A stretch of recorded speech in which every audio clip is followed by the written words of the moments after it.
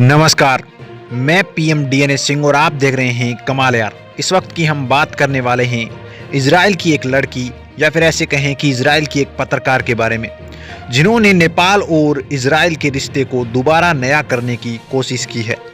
हम आपको बताएंगे कि ये मुद्दा कहां से शुरू हुआ और इजराइल और नेपाल के कितने पुराने रिलेशन हैं। जी हाँ दोस्तों, आप अगर सुनेंगे इस वीडियो को तो वास्तव में आप बहुत ज़्यादा खुश हो सकते हैं अगर आप यहाँ पे डीपली इस चीज़ को सोचेंगे कि इजराइल और नेपाल के इतने पुराने क्या रिश्ते हो सकते हैं और वो भी इतने मजबूत रिश्ते। तो वीडियो के अंत तक बने रहिए और अगर आप चैनल पे नए हों तो चैनल को सब्सक्राइब करके बेल आइकन दबा लीजिए ताकि आपको अगला अपडेट भी सबसे पहले मिल सके। तो चलिए वीडियो को शुरू करते हैं। दोस्तों, हम वीडियो को भी दिखाएंगे जो इजरायली एंकर बोलती हैं, उससे पहले मैं बात कर लेता हूं कि जो इजराइल और नेपाल के रिश्ते हैं ये कहां से दोबारा स्टार्ट मिला इनको, या फिर किन्होंने ये मुद्दा उठाया। तो बात है ओली ने जो नेतृत्व किया था, नेपाल का पीएम थे वो उस समय नेपाल इजराइल राजनीतिक संबंध 60वां वर्षगांठ था और इसी मौके पर नेपाल ने 1 जून 1960 को यहूदी राज्य के साथ राजनीतिक संबंध स्थापित करने वाला पहला दक्षिण एशियाई देश था। प्रधानमंत्री केपी शर्मा ओली थे, उन्होंने नेपाल के यहाँ पे ओली और जो इजराइल के समकक्ष बेंजामिन नेतन्याहू ने जो सोमवार को एक दूसरे को बधाई दी, क्योंकि दोनों पक्षों के राजनीतिक संबंधों और औपचारिक स्थापना की अभी जो पिछले साल यहाँ पे 60वीं वर्षगांठ को चिन्हित करता है। नेपाल 1 जून 1960 को यहूदी राज्य के साथ राजकीय संबंध जो स्थापित कर रहा था, उसी के अंदर यहाँ पे जो विश्वेश्वर प्रसाद कोइराला 1960 में इजराइल के संस्थापक नेता डेविड बेन गुरियल द्वारा आयोजित होने वाले पहले निर्वाचक दक्षिण एशियाई नेता भी रहे थे। और यहाँ पे दोनों प्रधानमंत्रियों ने ये भी बात की है इसके अलावा कि पिछले 60 सालों में बढ़े और समेकित जो द्विपक्षीय संबंधों की स्थिति पर संतोष व्यक्त किया और भविष्य में इसी तरह मजबूत ये रिश्ते बने रहें, इसकी भी बात की। वे विस्तार के लिए उचित समय पर उच्च स्तरीय यात्राओं का आदान प्रदान करने के लिए सहमत भी हुए कि हम इजराइल आएंगे या फिर आप हमारे नेपाल में आएंगे।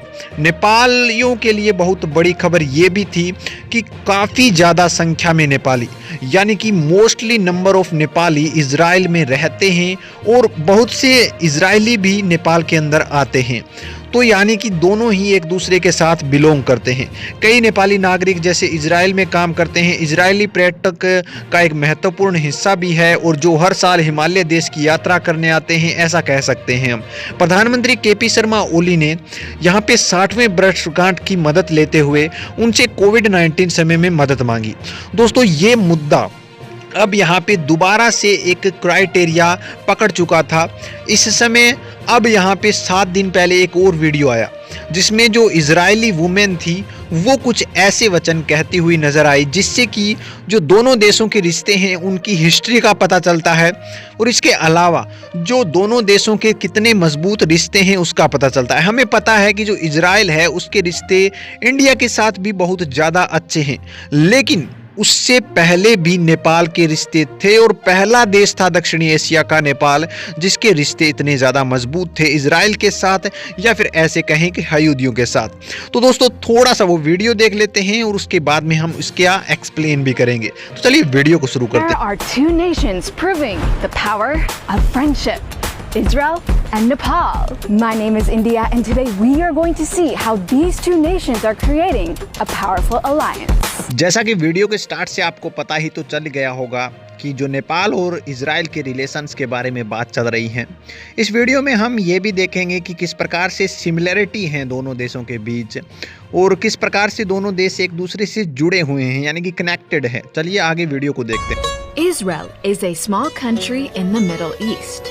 It is both modern and ancient.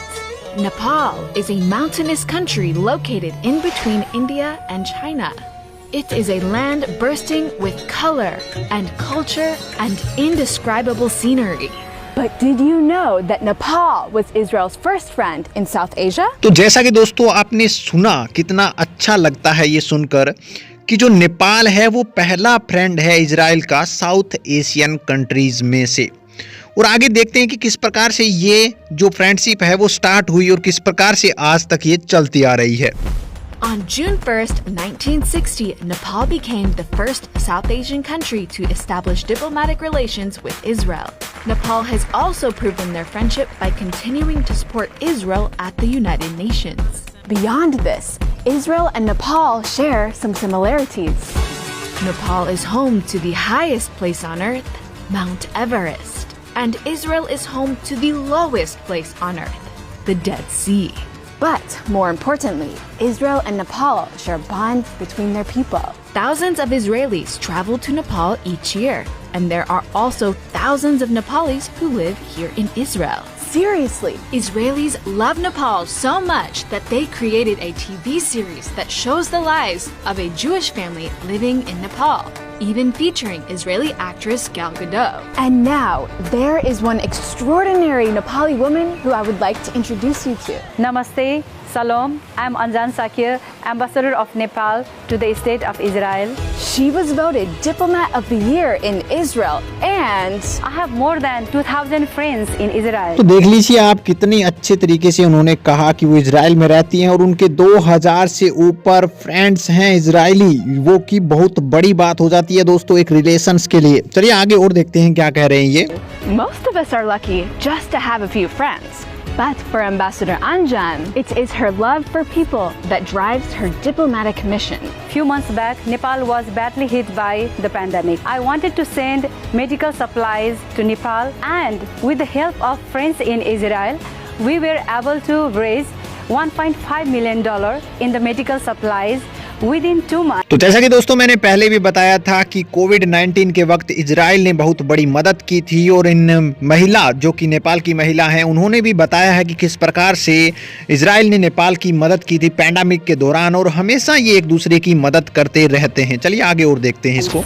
Even though she has a small team, the reach of her friendship went far.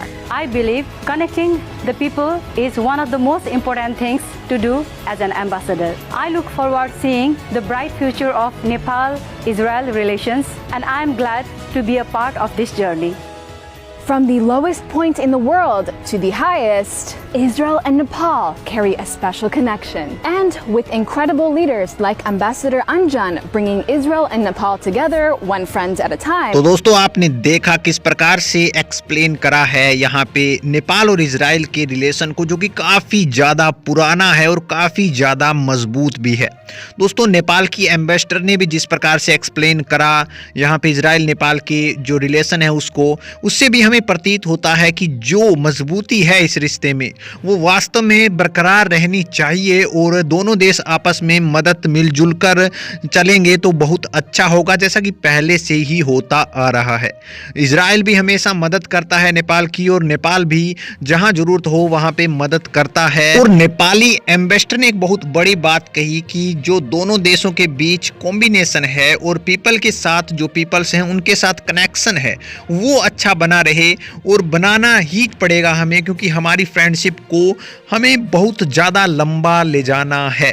दोस्तों बहुत अच्छी अच्छी बातें यहाँ पे सुनने को मिली। दोस्तों आपकी क्या राय है इसके बारे में, अपने विचार कमेंट सेक्शन में जरूर लिखिए। चलिए आज के लिए इतना ही रखते हैं, आगे कोई नया अपडेट मिलता है तो फिर आपके सामने हाजिर होंगे। तो वीडियो को लाइक कीजिए, शेयर कीजिए और अगर आप चैनल पर नए हो तो चैनल को सब्सक्राइब करके बेल आइकन दबा लीजिए ताकि आपको अगला अपडेट भी सबसे पहले मिल सके।